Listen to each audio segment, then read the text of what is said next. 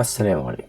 تخيل انك ماشي في الغابة، فجأة الارض بتتهز وحفرة صغيرة وتراب بيتناثر ويخرج منها كائن غريب، حجمه صغير، شكله مش مألوف، له أنف غريب كأنها نجمة من أطراف لحمية بتتحرك بسرعة غير طبيعية.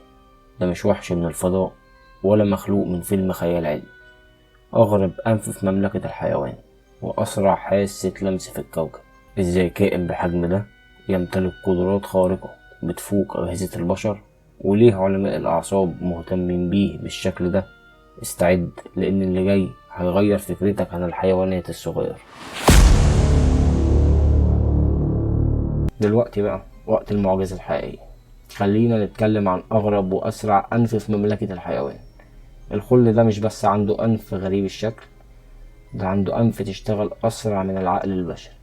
فيها 22 زائدة لحمية، كل واحدة فيها أكتر من 25 ألف مستقبل حسي، بس في منطقة لا تتعدى نص سنتيمتر. والمذهل إنه بيقدر يحدد الجسم اللي لمسه في 5 من 1000 جزء من الثانية، يعني أسرع من طرفة العين بحوالي 14 مرة. وده مش كلام مبالغ فيه، دي نتائج دراسات علمية تمت على الخلق، واللي اكتشفوا فيها إن أنفه تعتبر أسرع جهاز تحسسي لمسي على وجه الأرض، كأن عنده ماسح بيولوجي متطور يشوف بيه كل حاجة حواليه حتى لو في الضلمة. الغريب إن عينه صغيرة جدا، لا تتجاوز حبة العدس، وده لأنه ببساطة مش بيستخدمها. الرؤية بالنسبة له مش وسيلة يعتمد عليها، هو كائن تحت أرضي عايش في عتمة دائمة. الضوء مش وسيلة مهمة بالنسبة له، لكن الغريب إنه بيعتمد على أنفه عشان يشوف. 22 زائدة لحمية اللي حوالين مناخيره مش بس بتشم ولا تلمس، لكنها كاميرا حرارية حية. كل زائدة فيها آلاف الأعصاب، والمخ عنده مخصص جزء ضخم لتحليل البيانات اللي بتجيله من الأنف دي. ببساطة هو مش بيشم ولا يلمس بس، ده بيكون صورة عقلية كاملة للعالم حواليه من خلال الأنف. وفي تجربة علمية العلماء قدموله أكل داخل بيئة معقدة تحت المية، وعرفوا يحددوا بدقة ويتعرف عليه وياكله في أقل من ربع ثانية. السر مش في السرعة بس، لكن في دقة استيعابه. هو كأنه شايف بكل شعيرات مناخيره.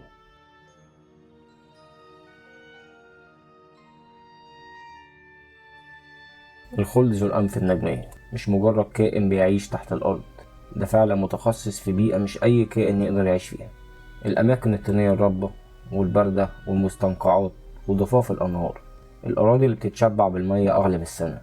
في اليوم العادي الخلد بيقضي أغلب وقته في حفر أنفاق تحت الأرض، بيتنقل فيها بخفة كأن الأرض نفسها بتتفتح له. بس الغريب هو مش بس كائن أرضي، ده بيعشق المية. الخلد النجمي هو واحد من القلائل جدا من الثدييات اللي قدرت تطور نفسها عشان تستخدم الشم تحت المية، ودي حاجة شبه مستحيلة لمعظم الكائنات، لأن في المية الجزيئات اللي بتوصل للروائح بتبقى أبطأ وبيكون صعب تمييزها. لكن الخلد عنده خدعة عبقرية، لما يبقى تحت المية بيطلع فقاقيع صغيرة من مناخيره وبعدين يرجع يشمها تاني بسرعة. العملية دي بتخليه يعرف إذا كان في أكل قريب أو حيوان تاني أو حتى طريق للهروب. التقنية دي معروفة علميا باسم بابل سنافينج، وده أسلوب نادر جدا. تخيل قدرة الشم الخارقة اللي بتشتغل حتى تحت ضغط المية وسط الضلمة والبرد والطين. كل ده بيخلي الخلد النجمي كائن استثنائي بكل المقاييس.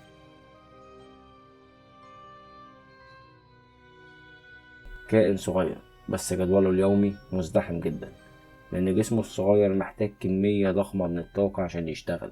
الخلد بياكل حوالي 80% من وزن جسمه كل يوم. تخيل لو إنسان وزنه 70 كيلو محتاج ياكل حوالي 56 كيلو يوميا. بياكل كل يوم كميات ضخمة من ديدان الأرض والحشرات بأنواعها والقواقع والرخويات وحتى الأسماك الصغيرة أحيانا.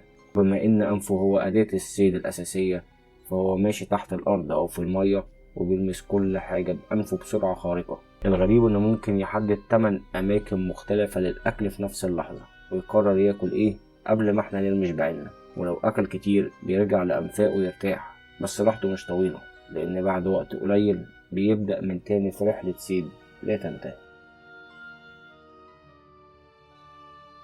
علماء الأعصاب قرروا يدرسوا مخ الخلد ويشوفوا حجم المعلومات اللي بتيجي من الأنف.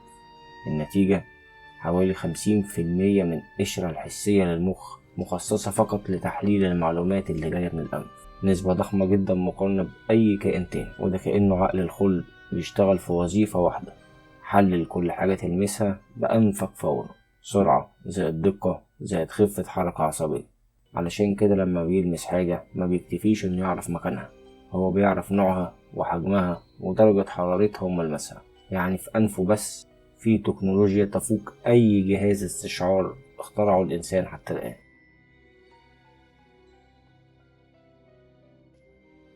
انت عندك حاسة لمس قوية، لكن هل تقدر تنافس الخلد ذو الأنف النجمية؟ خليني أقول لك أرقام وحسيبك تحكم بنفسك. الإنسان في طرف صباعه الكبير فيه تقريبا 3000 مستقبل لمس. الخلد ذو الأنف النجمية عنده حوالي 25 ألف مستقبل لمس في كل زائدة أنفية، يعني إحساسه باللمس أدق من الإنسان بأكتر من 8 مرات. الإنسان بياخد وقت عشان يلمس شيء ويحدد هو إيه، على الأقل بيحتاج 1 جزء من الثانية، لكن الخلد بيحدد هو بيلمس إيه في 5 من 1000 جزء من الثانية، يعني أسرع 20 مرة تقريبا من البني آدم. البشر بيعتمدوا على البصر بنسبة 80% تقريبا. الخلد شبه أعمى، لكن بيعتمد على أنفه بشكل يخليه يشوف ويشم ويلمس، كأن أنفه هو جهاز رؤية متكامل.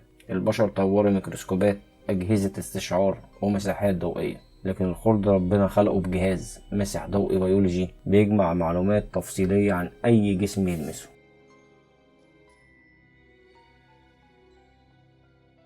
في عالم بيحكم على المظاهر من أول نظرة، كائن زي الخلد ذو الأنف النجمية كان ممكن يبقى مادة للسخرية أو الرعب، لكن الحقيقة أعمق بكتير. الكائن ده أثبت إن الغرابة مش عيب، وإن الوظيفة أهم من الشكل، وإن كل كائن دور بيؤديه بدقة حتى لو كان بيعيش في الضلمة وتحت الطين. أنفه النجم مش مجرد زينة، دي أداة خارقة بتخليه يتعامل مع العالم بطريقة فريدة، بيلمسه مش بيشوفه. احنا كبشر بنعتمد على النظر بشكل أساسي، لكن هو بيعرف يميز ويفهم العالم حواليه من خلال إحساسه باللمس، بالاهتزازات وبالسرعة. كائن ده علمنا إن البساطة ممكن تخبي عبقرية، إن الشكل مش كل حاجة، وإن كل مخلوق مهما كان شكله غريب عنده حكاية تستحق تتحكي. لو شفت الخلد ذو الأنف النجمية تاني، افتكر إنك مش بتبص على حيوان غريب بس، انت بتشوف واحد من أسرع الكائنات على كوكب الأرض في الفهم، في الاستكشاف وفي البقاء. وبكده نكون وصلنا لنهاية رحلتنا مع أحد أعجب مخلوقات الطبيعة. لو عجبتك القصة اشترك في القناة وسيب لنا رأيك في التعليقات وقول لنا، لو تقدر تختار قدرة خارقة كنت هتختار ايه؟ أنا أحمد فاروق، ودي كانت معلومة حياة.